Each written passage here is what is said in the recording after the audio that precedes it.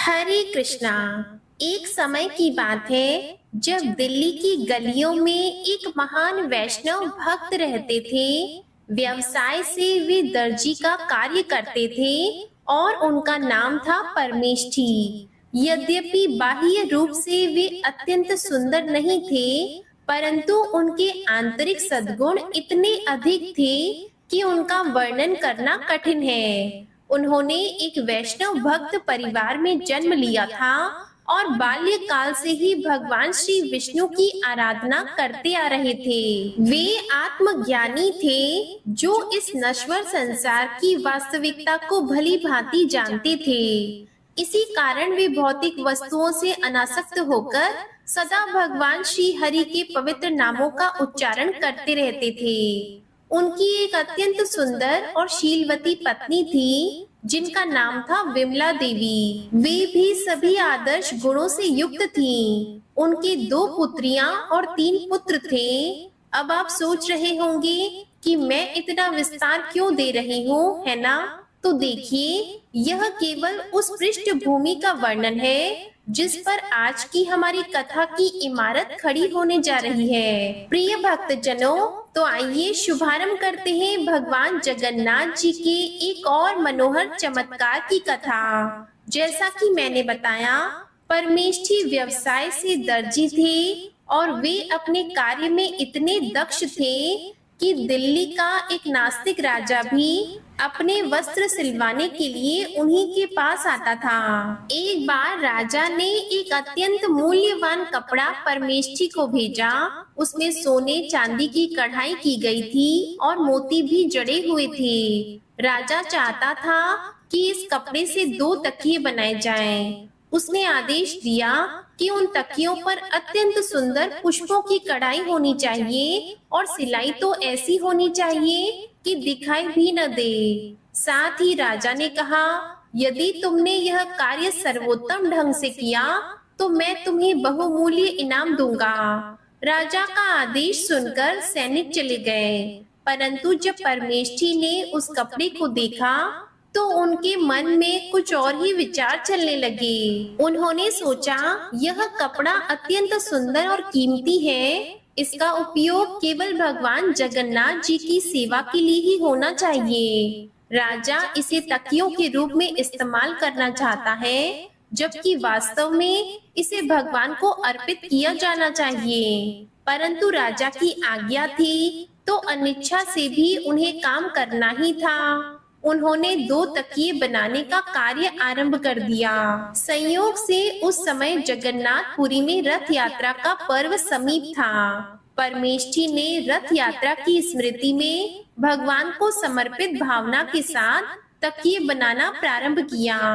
जब तकिए तैयार हुए, वे अत्यंत सुंदर लग रहे थे। उन्हें देखकर परमेष्ठी अपनी आंखें बंद कर भगवान जगन्नाथ की रथ यात्रा लीला पर ध्यान केंद्रित करने लगे। वे मानसिक रूप से जगन्नाथपुरी की यात्रा पर निकल पड़े, जहां भगवान को रथ पर सवार करने के लिए मंदिर से बाहर लाया जा रहा था।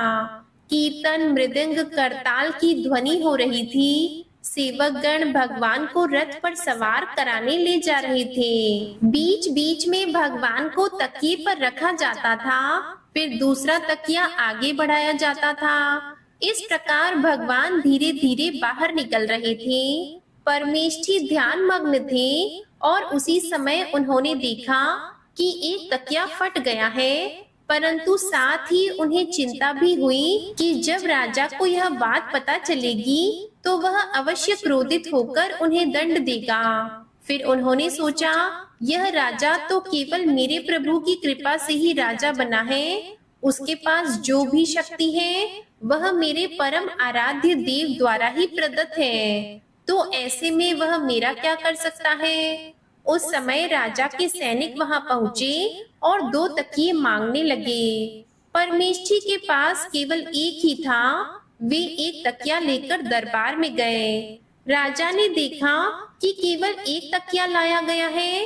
क्रोधित होकर उसने कहा, मैंने तो 2 तकिए बनाने को कहा था, दूसरा कहाँ है, सच सच बताओ। परमेष्ठी ने हाथ जोड़कर राजा को पूरी बात बताई कि कैसे उन्होंने एक तकिया भगवान जगन्नाथ को समर्पित कर दिया था। उन्होंने कहा, हे राजन, अब मेरे पास केवल एक ही तकिया है, कृपया इसे स्वीकार करें और मुझे जो भी दंड देना हो दे सकते हैं। राजा को क्रोध तो बहुत आया, लेकिन उसने स्वयं को संयमित करते हुए पूछा, क्या तुम पागल हो गए हो? कहाँ है तुम्हारा भगवान जगन्नाथ? वह तो श्री क्षेत्र पुरी में रहते हैं। इतने दूर से एक दिन में यहाँ तक कैसे आ सकते हैं? क्या तुम मुझे मूर्ख बना रहे हो? परमेष्ठी ने शांत भाव से कहा, हे राजन, मुझे मृत्यु का कोई भय नहीं है। मैं आपको भगवान की महिमा अवश्य बताऊंगा। यद्यपि वे श्रीपुरी में विराजमान हैं, फिर भी वे सर्वव्यापक हैं। वे किसी भी स्थान पर किसी भी समय अपने भक्तों की प्रार्थना अवश्य सुनते हैं। जब भक्त प्रेम से पुकारते हैं, तो भगवान उनके पास स्वयं चले आते हैं। राजा यह सब सुनकर और भी क्रोधित हो गया। उसने सैनिकों को आदेश दिया, इसे बांध दो, भोजन मत देना, फिर देखूंगा कि इसका भगवान इसे कैसे बचाने आता है। परमेष्ठी को रस्सियों से बांधकर जेल में डाल दिया गया।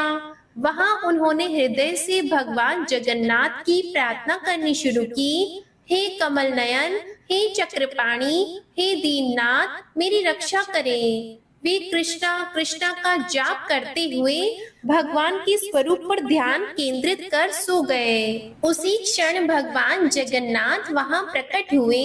जैसे एक पिता अपने बच्चे की पीड़ा को सहन नहीं कर सकता, वैसे ही भगवान अपने भक्त की पीड़ा नहीं देख सकते। भगवान ने मुस्कुराते हुए देखा और धीरे से रस्सियों को स्पर्श किया। रस्सियां उसी क्षण जलकर भस्म हो गईं। परमेष्ठी की नींद खुली और उसने देखा कि वह तो बंधन मुक्त है। उन्होंने भगवान के चरणों में गिरकर धन्यवाद दिया।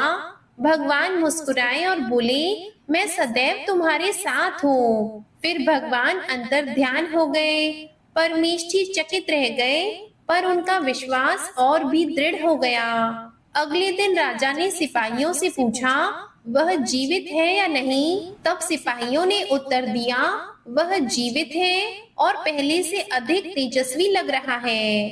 राजा ने उसे अपने सामने लाने का आदेश दिया। परमेष्ठी को दरबार में लाया गया। राजा ने पूछा, तुम्हारे बंधन किसने खोले? परमेष्ठी ने उत्तर दिया, मेरे भगवान श्री जगन्नाथ ने। राजा चकित हो गए और कहा, मैं भी उस भगवान को देखना चाहता हूँ। राजा ने घोषणा की, यदि मैं उन्हें देख लूं, तो मैं भी उनका भक्त बन जाऊंगा। परमेष्ठी ने प्रार्थना करते हुए आंखें बंद की। अचानक प्रकाश से भरा दरबार हो गया। राजा ने भगवान श्री जगन्नाथ के दिव्य रूप का दर्शन किया। राजा रो पड़े और भगवान के चरणों में गिर पड़े। राजा ने घोषणा की, अब से मैं जगन्नाथ का सेवक हूँ। उन्होंने अपने राज्य में श्री जगन्नाथ की सेवा आरंभ की।